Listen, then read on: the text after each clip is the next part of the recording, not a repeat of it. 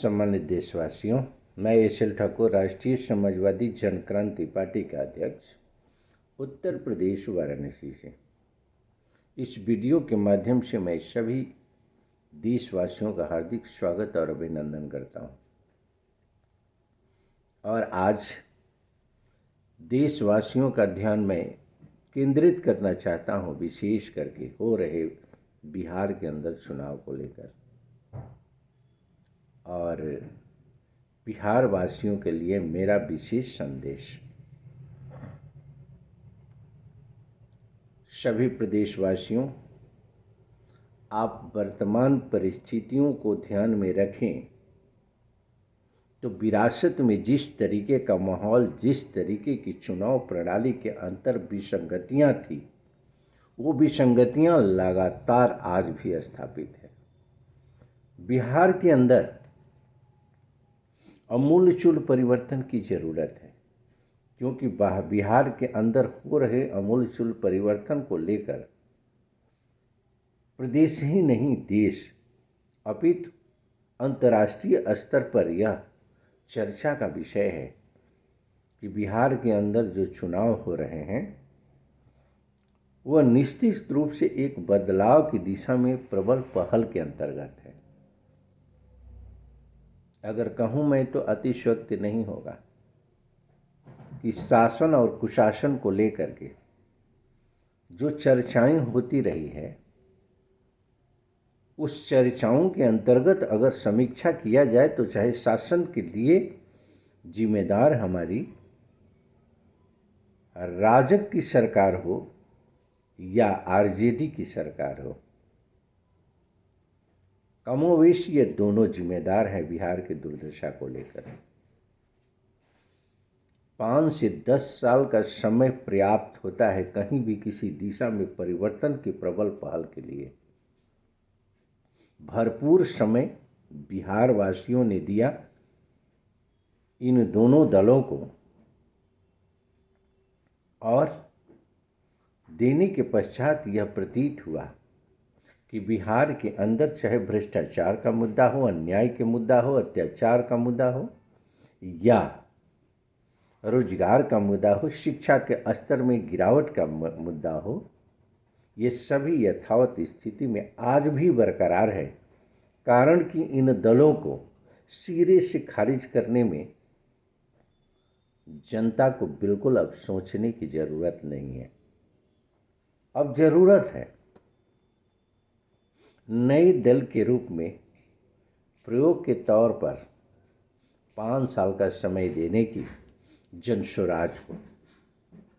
प्रशांत किशोर की मैं वकालत नहीं करता, क्योंकि बहुत ज़्यादा एक्सपीरियंस या उस अनुभव की बात मैं करूं तो राजनैतिक अनुभव के अंतर्गत अभी हम सभी ने नहीं देखा है कि उनके क्रियाकलाप क्या रहे हैं और आगे क्या रहेंगे।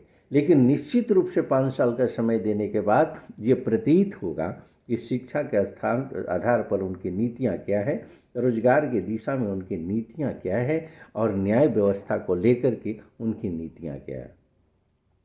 इसकी समीक्षा करने के पश्चात मैं अनुरोध करूँगा बिहार वासियों से कि दोबारा टेनर देने की ज़रूरत ही नहीं है, दोबारा चांस देने की कोई ज़रूरत नहीं है।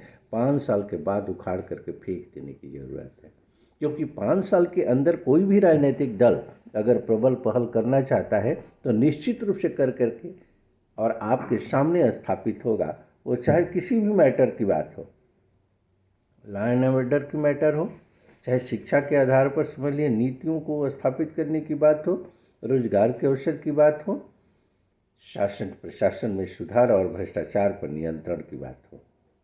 आज बिहार के अंदर वहीं पूर्व की पुनरावृत्ति की जा रही है। हिंसक रूप से चुनाव में प्रदर्शन करते हुए चुनाव प्रणाली को प्रभावित किया जा रहा है। मोकामा का कांड यह बिल्कुल परिलक्षित होता है कि चुनाव वहाँ पर निश्चित रूप से हिंसात्मक बनाना चाहते हैं कुछ अराजक तत्व। इसके लिए मैं कहूँ तो शासन और प्रशासन पूरी तरह से जिम्मेदार है।